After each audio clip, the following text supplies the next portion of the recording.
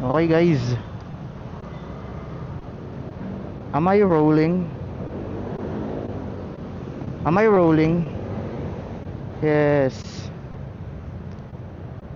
Let's go mga guys.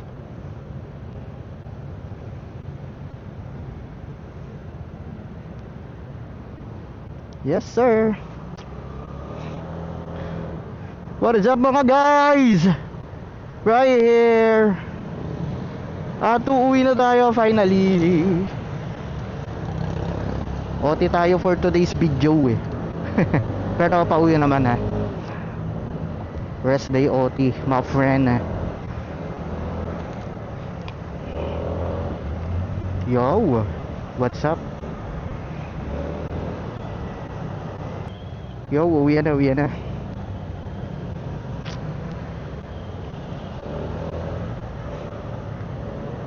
So dun sa mga may motorcycle dyan, kagaya ko, paano ba kayo nag-decide sa bibilihin yung bike? Kasi yun yung isa sa mga, you can say, dilemma, diba? Lalo na pag first time mong bibili ng motor, diba?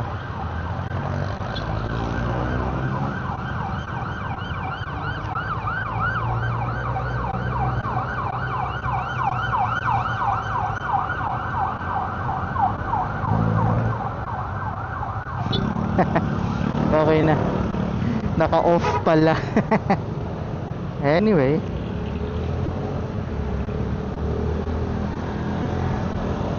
okay, isa sa mga dilemma siguro, lalo na dun sa mga nagbabalak pa lang bumili ng first bike nila, is yung anong bike nga ba in the first place yung bibilin ko, diba? Kasi sa sobrang, alam mo yun, sa daming option sa market, sa dami ng brands, sa dami ng models, lalo ngayon, 'di ba? Parang ang hirap pag-isipan, alin nga ba yung bibilin ko para maging first ever bike ko. Kasi yun naman nating magkamali ng bili, 'di ba? Like, alam mo yun, pagbili mo, hindi pala siya fit sa driving skills mo, hindi mo pala siya kayang i-handle, o kaya naman kayang-kaya mo naman pala siyang i-handle to the point na masyado ka nang nabibitin dun sa performance nung bike na binili mo. So ako siguro i-share ko ngayon paano yung naging decision making ko when it comes to my first bike. Ito nga, itong Kymco Like 150. So paano ba ako nauwi dito sa motor na to? And actually, ang tagal ng process, ang tagal nung hinintay ko bago talaga ako, alam mo yun, bago ko ma-feel na yes, finally, ito na talaga yung bibilin ko, final answer na. So yung iba dyan, siguro may matripan, bibilin ka agad, diba? Pero ako kasi, it took me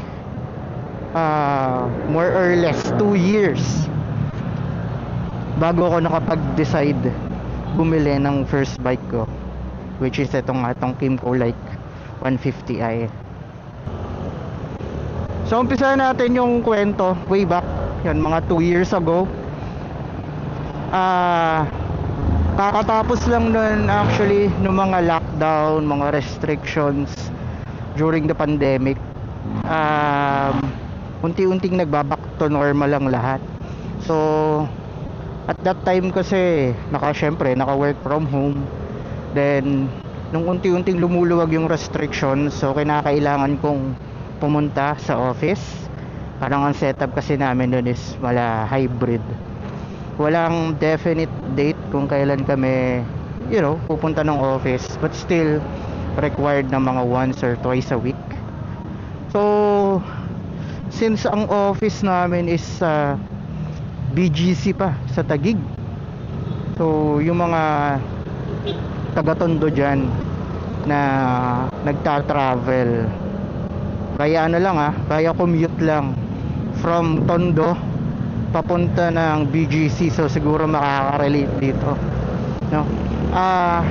Yung biyahe ko papunta pa lang sa umaga is inaabot ako ng 2.5 hours, kasama yung traffic, kasama yung pagpila sa carousel and so on. So imagine niyo yun, 2.5 oras ng buhay ko sa umaga ginugugol ko lang sa pagko-commute.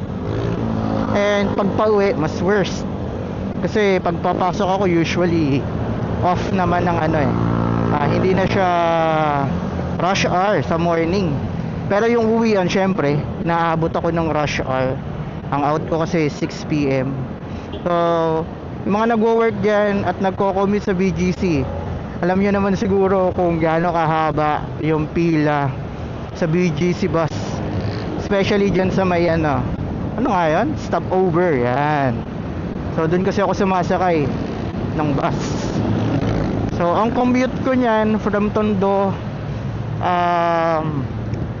sasakay ako ng jeep pa MCU, bababa ako ng MCU, transfer sa carousel, baba ng Ayala, and then from Ayala BGC bus na papunta ng office. So imagine niyo na lang yung travel time ko na yun. So yun, dahil nga sobrang hirap mag-commute, doon ako nag-decide na why not, bumili lang ako ng motorcycle.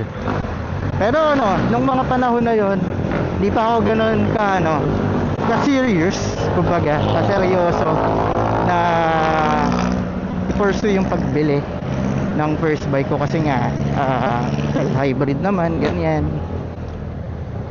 Kaya lang nung nag-resign ako and lumipat ako sa ibang work, yun, doon na talaga ako napilitan na i-consider na talaga na bumili ng bike, kasi 100% kaming on site. Ang biyahe ko is ganun pa rin, umaabot ng almost 2 hours from Tondo papunta dito sa Manda pag commute. So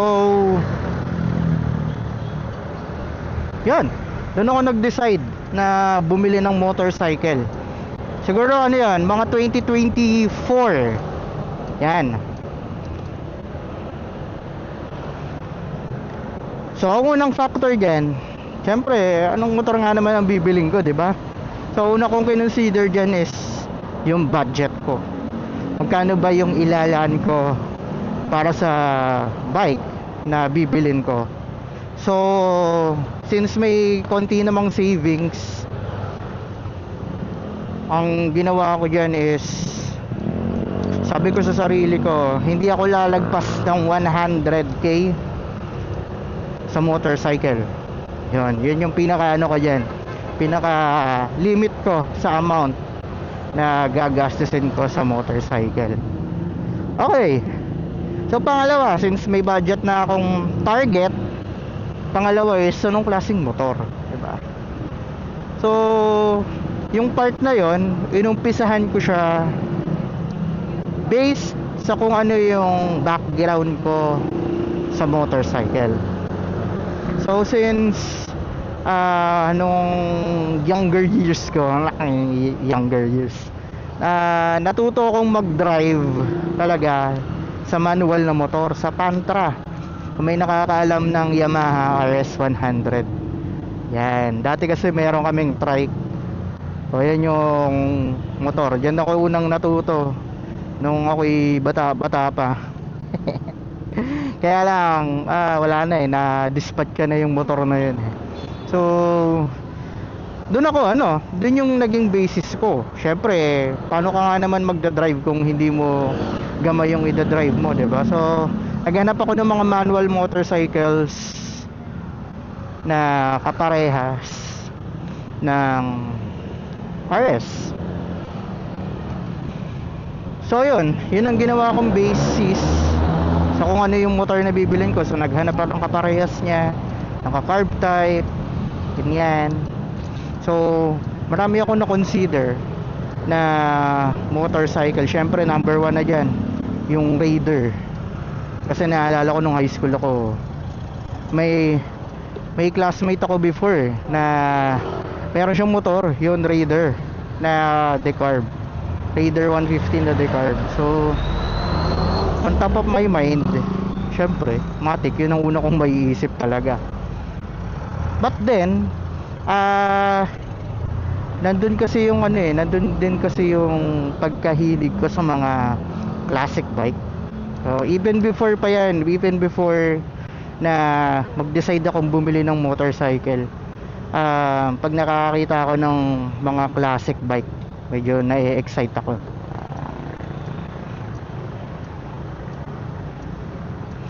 So yun, from Raider 150 nagtry ako maghanap. Kala ko nga may mabibili pa akong RS 100 na medyo matinu-tinu pa yung, alam mo yun, yung condition. So naisip ko nun, ipapa-restore ko na lang siya and so on. Kaya lang nag-alangan ako kasi baka mahirap na rin humanap ng parts. Tapos yun, mahirapan lang din ako sa maintenance in the long run. So medyo na-consider ko yun, yung mga custom build. Yan, yung TMX, diba? Ipapa-custom build and so on. Kaya lang, kino-compute ko rin yung budget ko. Baka kaka-custom build ko, lumagpas naman ako dun sa ceiling ko or dun sa limit ko. So hindi ko siya tinuloy. Instead, naghanap ako ng mga classic bike na brand new, classic looking bike.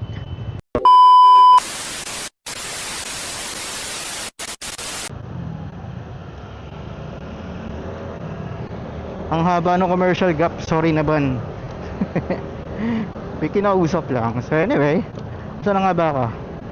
Ayun, so na-introduce sa akin yung mga neo-classic or yung mga modern produced. Tama ba yung words ko? Basta yung mga modern, mga latest bikes na classic looking. Yan, ano kasi iniisip eh. So ayan,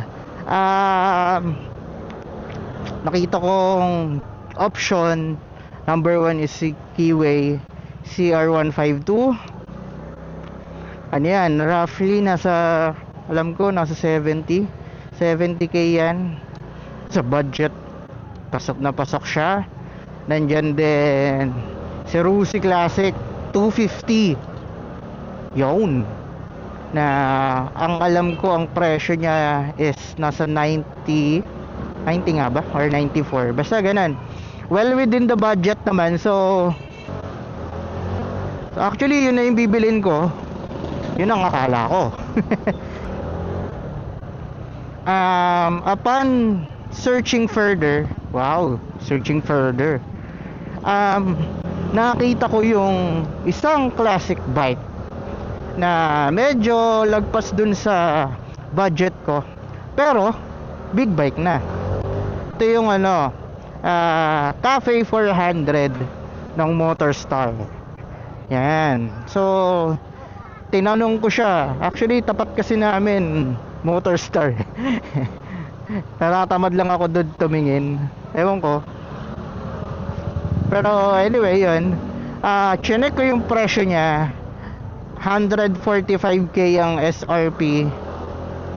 Pero kapag kinash mo siya, nung time na yun, ewan ko kung updated yung presyo na natatandaan ko hanggang ngayon, no? Pero pag kinash mo siya, nasa 135k. So imaginein mo yun, doon sa budget ko na 100k, 35k lang yung idadagdag ko. Diba? Meron na akong big bike, meron na akong express legal classic looking bike. Tapos syempre tinignan ko rin online sa mga forums, sa mga groups, kung kamusta yung quality nito. And actually okay naman siya. Okay yung mga feedback online. So may mga ilang minor issues, no? Pero nandun din naman yung mga suggestion kung paano siya masasolve. And ang maganda rin dun is marami siyang compatible na parts sa mga branded na bike. So hindi mo siya po problemahin sa maintenance. And yun nga, dahil nga carb siya, Alam niyo naman ang carb, di ba? Basta may gas yan, may kuryente, may hangin, di ba? Makumpleto lang yun. Tatakbo yan, kahit anong gawin mo. Unlike sa mga FI, di ba?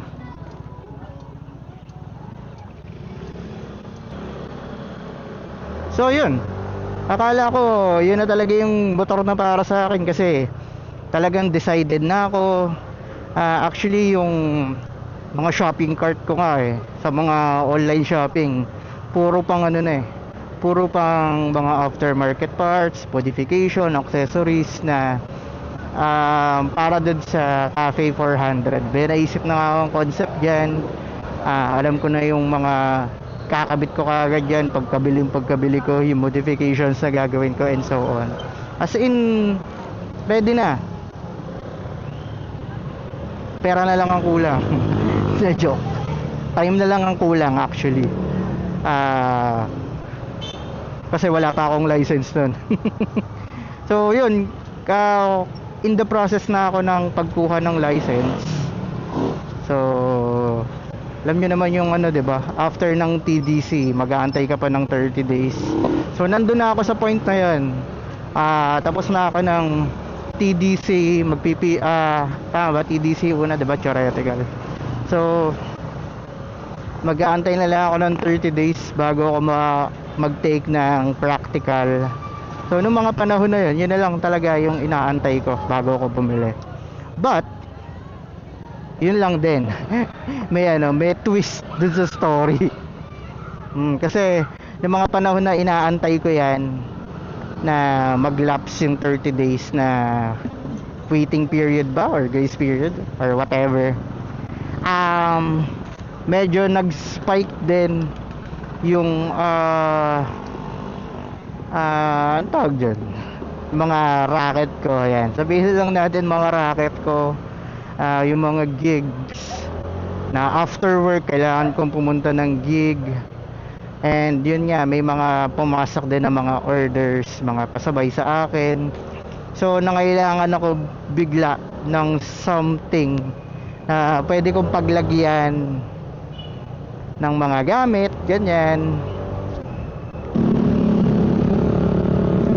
So basically yun, dahil nangailangan nga ako ng extra storage sana, ayoko kasi nung may compartment.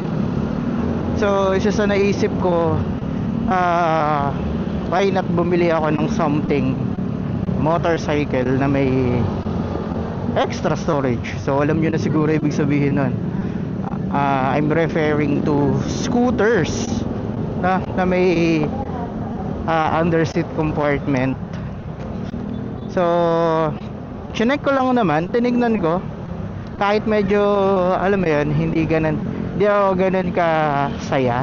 Tinignan ko lang, kinonsider ko. So isa sa nakita ko na ideal na scooter para dun sa needs ko na yon is yung PCX ng Honda, 'di ba? Maluwag yung ano nun, yung compartment nun, kasya nga yung sambung helmet dun 'di ba?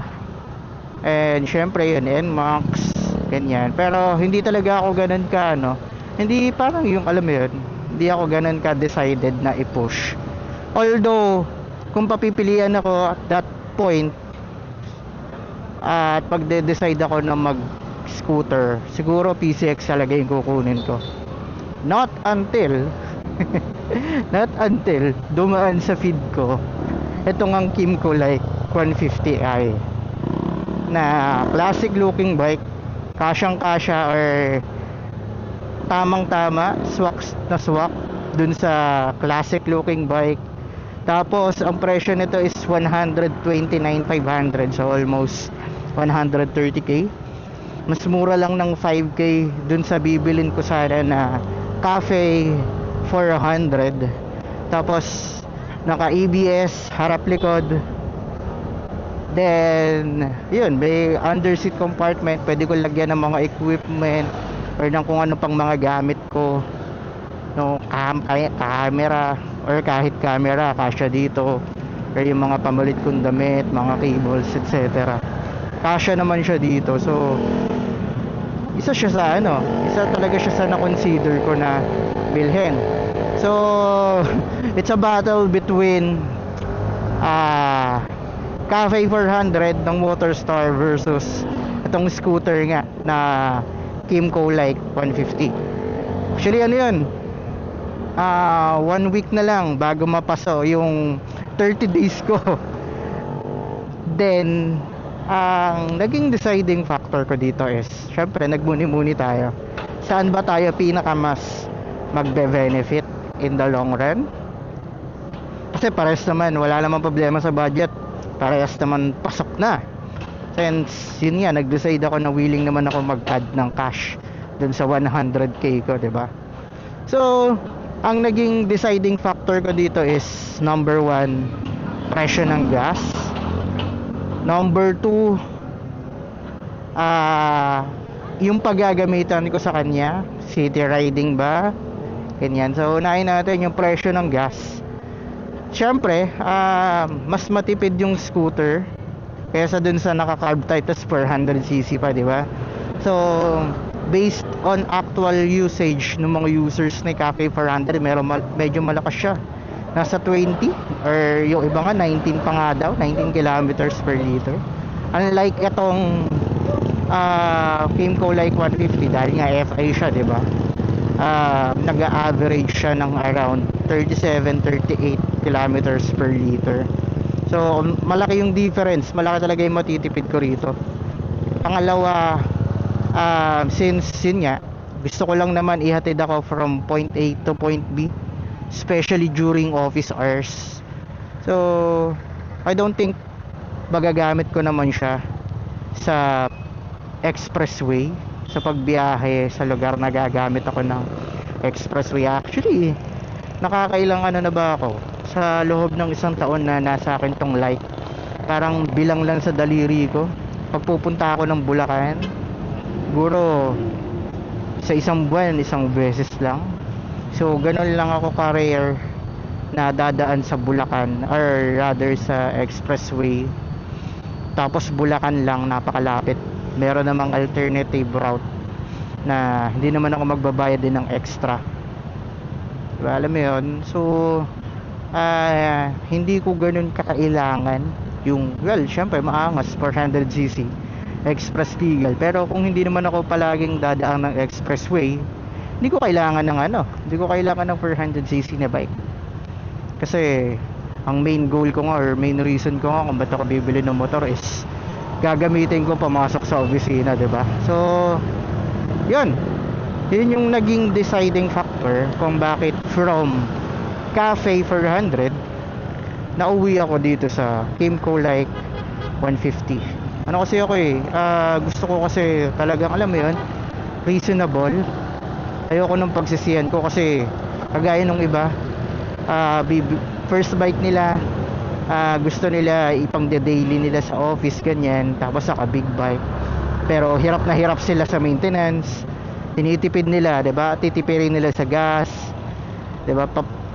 Para sa akin kasi nakakaya yung naka big bike ka, tas alam mo yun, hindi ka magpapapultak pa 150 ka lang ng karga, nakakaya yun. Sa akin lang yun, no offense dun sa mga naka big bike na gumagawa na, pero diba, parang sa akin nakakahiya kasi yun tas yung iba, yun nga, titipirin sa maintenance yung motor, naka big bike nga pero hindi naman nag-change oil, diba? Yung mga maintenance na, alam mo yun, na kayang-kaya mong gawin kung mas maliit na cc yung gamit mo. So ayoko mag-end up ako ng ganun. Although yun nga, as mentioned, kaya naman, pero dun ako sa mas practical at mas economical. Ayokong gumastos ng extra sa bagay na hindi ko naman nasusulit, parang gano'n. So yun yung reason kung bakit ako nag-end up dito sa Kymco Like 150. So nakakatuwa nga dun, after ko pumasa ng PDC, kinabukasan nun, kumuha ka agad ako ng lisensya nung umaga, and then kinahaponan diretso na ako ng kasa, kinuha ko na tong Kymco Like 150, binili ko na siya, inuwi ko na sa amin. Kasi nababaliw na ako kakaisip. Baka magbago na naman yung isip ko, or may makita na naman akong another option. Pero well, so far after more than a year, goods to goods naman, diba? Gustong gusto ko to, even if may mga konting issues. Hindi siya perfect bike, mas better din sa option niya. Pero kung parehas tayo ng preference, I think magugustuhan nyo to, diba? So far, ingay, fiesta rin pala rito. So ayun, sana makarelate kayo, especially dun sa mga nagbabalak pa lang na bumili ng bike. So ayun, pwede nyo gawing template yung naging decision making ko dito.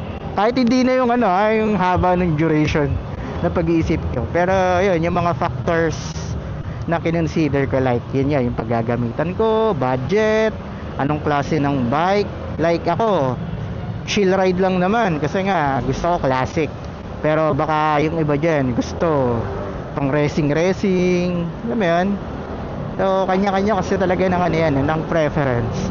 Pero yun, pwede nyo yung sundan alin yung pinakauna nyong i-consider, pangalawa, pangatlo, and etc. Para hindi kayo mahirapan din na mag-decide kung anong bike yung gusto nyong bilhin. Kasi as mentioned, yun nga, mahal na nga yung bike ngayon. Tapos magkakamali pa kayo ng bili, diba? Parang pagsisisihin nyo pa after 1 month, diba? Parang hindi ka masaya din sa binili mong motor. Yan. And by the way, meron lang ako pahabol. Ano lang to, more on advice. Kung bibili kayo ng bike, much better kung pag-ipunan nyo na muna, cash nyo na. Kasi yun nga, based on my computation, lalo dun sa Cafe for 100, diba? Ang laki ng interest. Halos makakabili ka na ng isa pang motor dun sa interest pag hinulugan nyo siya, lalo kung 3 years. So much better kung ika-cash nyo na lang, pag-ipunan nyo na lang muna, itabi nyo muna yung pera nyo. Or baka meron kayo mga bank account dyan, makapag bank loan kayo. Alam ko mas mura yung interest, kumpitin nyo rin muna, diba? Mas maganda na kung hindi nyo talaga kayang i-cash, mas maganda na maghulog kayo dun sa mas mababa yung interest. Ang downside lang naman dyan is hindi natin may iwasan, no? May mga kasa kasi na ayaw nila ng kinakash, gusto nila yung installment. So technique dyan, nakuha kong technique dyan sa iba. Although sa Cyclemore, sa binilan ko nito, tumatanggap sila ng cash or ng installment. Dito hindi to sponsored, pero Bikini Man, may piyok tayo, no? Yun, computin nyo lang muna. Pero as much as possible, kung sobrang laki nung interest, mas maganda mag-ipon na lang kayo. Sayang yung interest, magagamit nyo pa sa ibang bagay yan. So pang upgrade nyo pa, or pwede nyo pang idagdag sa savings nyo, sa emergency funds, and so on. So I think that's it for now. That's it for today's video. So ingat mga guys. God bless you. God bless us all. Stay safe. And as always, pray hard, cause it works. Shoo. Nakauwi din.